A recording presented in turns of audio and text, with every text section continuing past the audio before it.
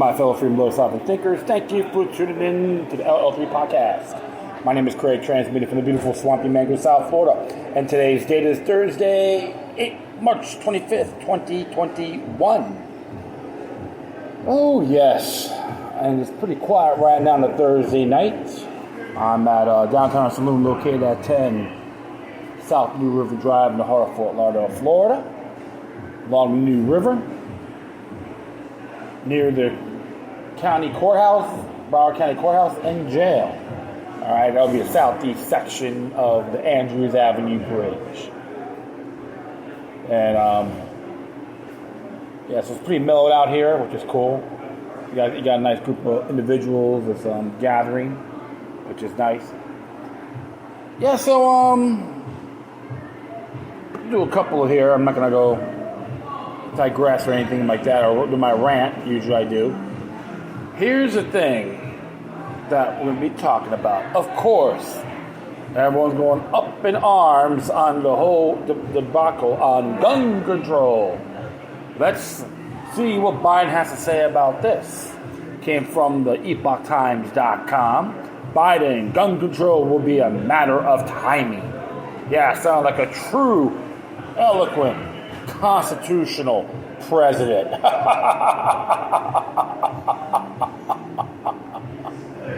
All hail to white privilege 46, right?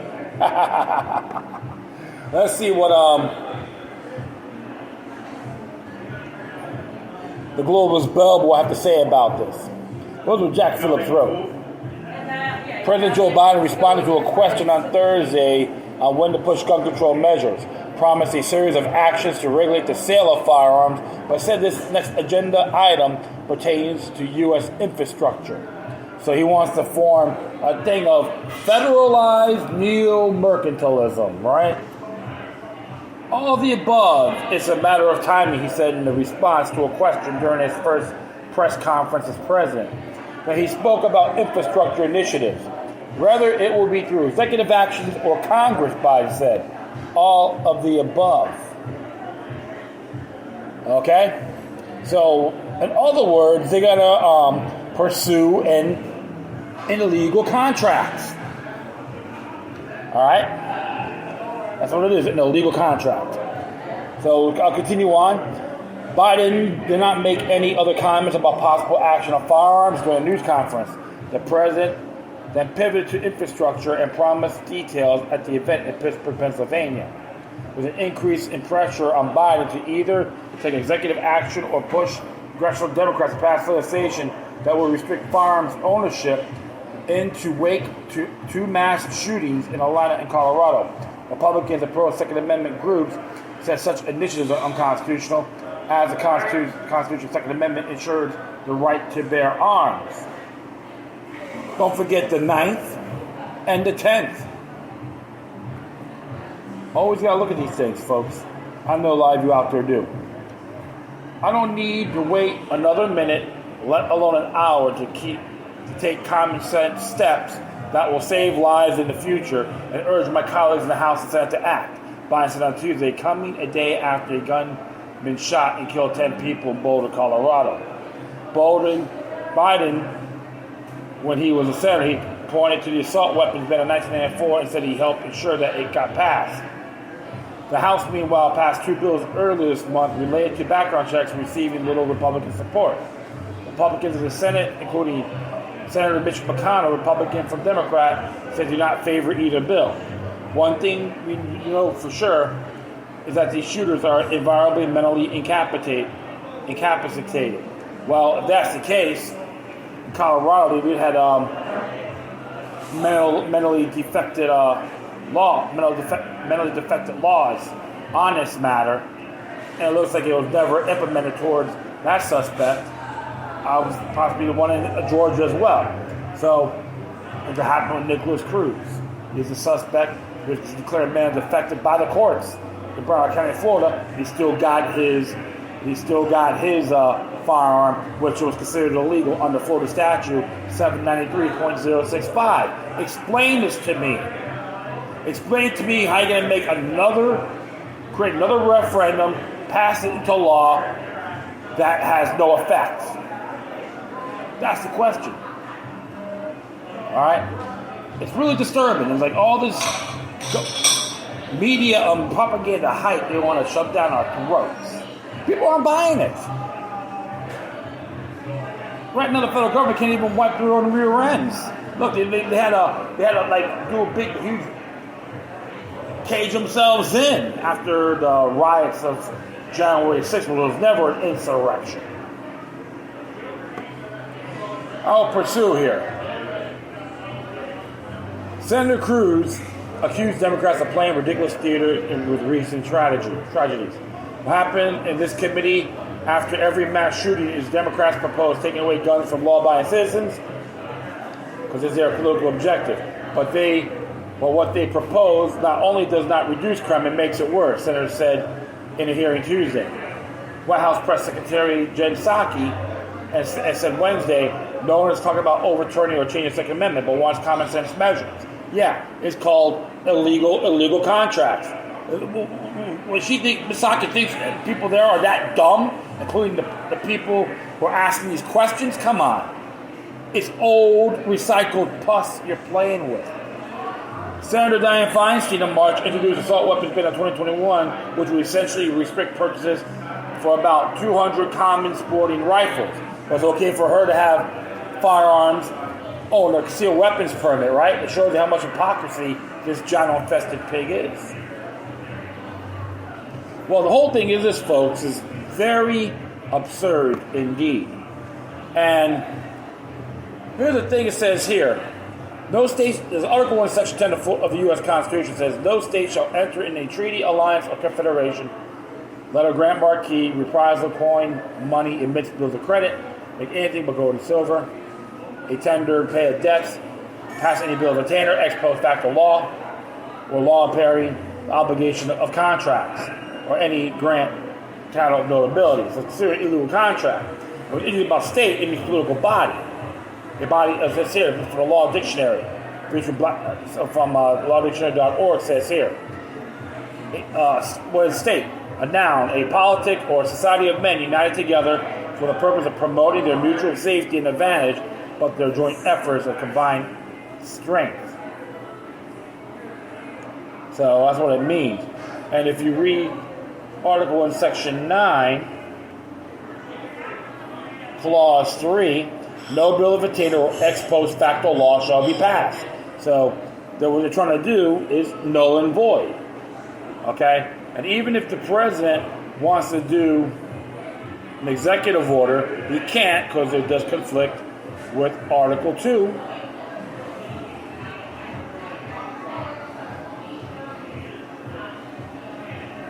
Of this law, of this referendum, this proposal they're trying to do. All right, and I'm looking through here, Article 1, Section 1.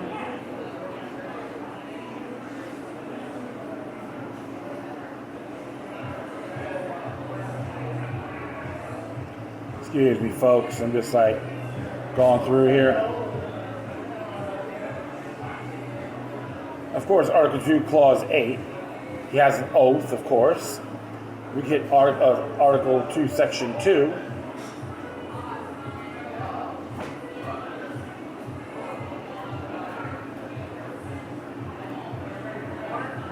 Article 2, Section 2, I would say Clause 2.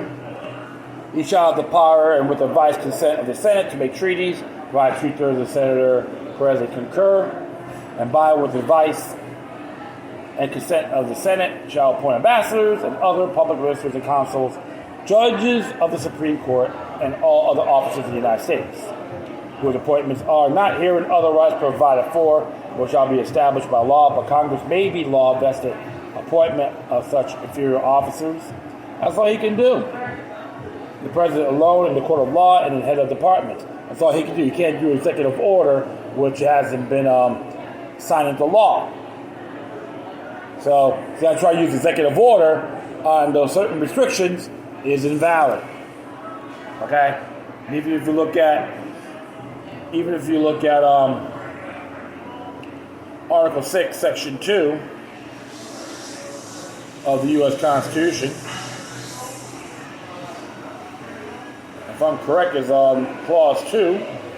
The Constitution and the laws of the United States shall be made in pursuance thereof, and all treaties made, or which shall be made, under the authority of the United States shall be the supreme law of the land. The judges in every state shall be bound thereby, anything in the Constitution, laws of any state to the contrary notwithstanding. So, the whole thing is, this particular agenda they have is null and void without force.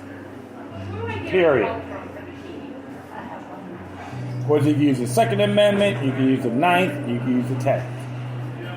It's that simple. It's not that hard. I don't know why they want to use all this pretentious rhetoric. And don't get me wrong, both the GOP is just as liable. Many of the GOP Republican members are just as liable for this particular practice.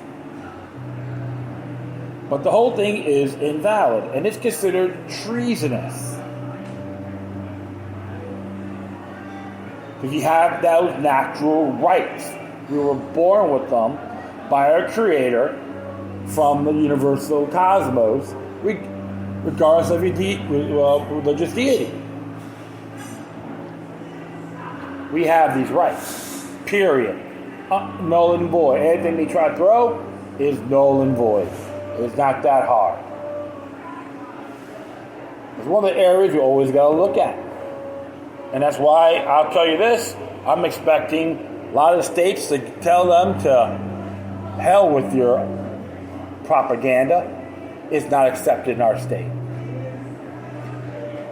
I know Texas, Florida, many others will be standing side by side on this matter. So, as far as I'm concerned, it's a no-win situation. I know a lot of folks were talking. My last show talked about the Ninth Circuit Court. States can do restrictions, but all I tell people that all you got to do is read your state constitutions. I did one on Hawaii. Those laws about getting permits is null and void. You can nullify. You can do it. You can have people just walk around carrying firearms, open and concealed in that county without a permit. And if you get arrested or cited, have it to a jury trial, have a trial of a jury of your peers, and they can use nullification there as well. Not guilty. You can send a message.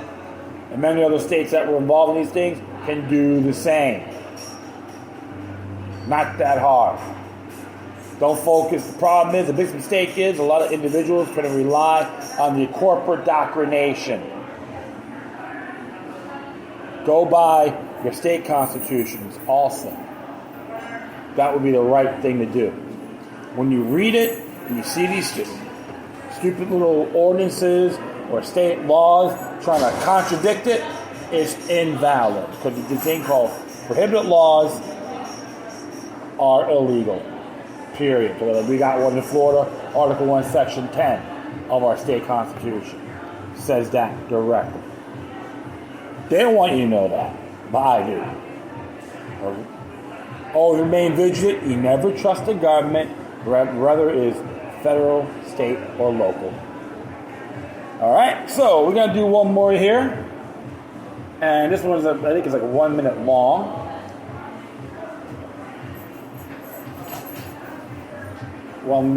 Here. And I will leave these footnotes on here so you can look at it yourselves. This one here talked about Michael Taylor. Looks like he's in trouble with the law again. Armed fisherman, solo yacker. And I met him. He is a very nice gentleman. I can't say anything bad about him. I always like to tell him you got to use a little more finesse at times, which is understandable. Everyone's emotions are different. But it says here, pro-gun YouTuber arrested in Brevard County for wiretapping. Titusville police said. Man illegally recorded conversation with Parks and Recreation Operations Manager officers said. This is from the clickorlando.com, Channel 6 to be exact. And this is what they have to say.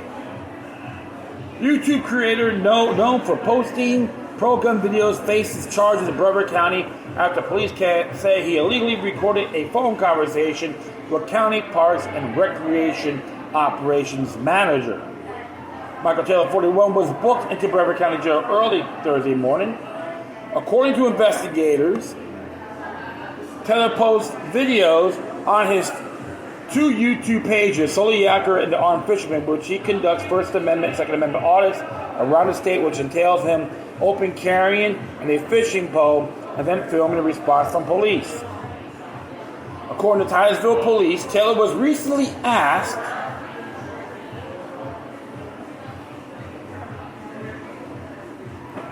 Parish Park along A. Max Brewer Memorial Park when he was fishing with a rifle. Officers said the man that he made multiple calls to the police department and the county parks and recreation department. Police said during one of these calls, do a shot here of iced tea. Says here, police said during one of these calls, Taylor recorded a conversation he had with Jeff Davis, operations manager of Brevard County Parks and Recreation. The conversation was included in a video uploaded March 3rd on the Armed Fisherman YouTube page titled Someone is Lying. Titusville PD, Old Board, OF Commissioners, or is a conspiracy, according to an affidavit for an arrest warrant. Police said Davis was never informed that he was being recorded and did not give permission for the call to be recorded. The law requires that both parties consent for a conversation to be recorded. Taylor now faces charges of unlawful interception of an oral communication. And what's so funny about this, the man's position, Mr. Davis, for Brevard County Operations Manager, is declared a governmental delegate. Doesn't matter if they're elected or appointed. He works for the city or the county. He's considered a public delegate. All right. So those are the things you got to look at. So all the things you got to look at. Hold on here. I should have typed this in before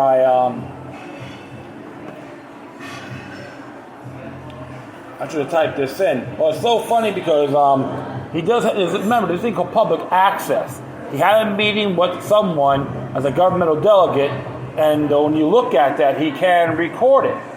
Okay, it's so interesting. I'm like looking at my Florida Constitution here, and of course, access to public records and meetings. And it's funny because it says it right, if I'm correct, it says it right here.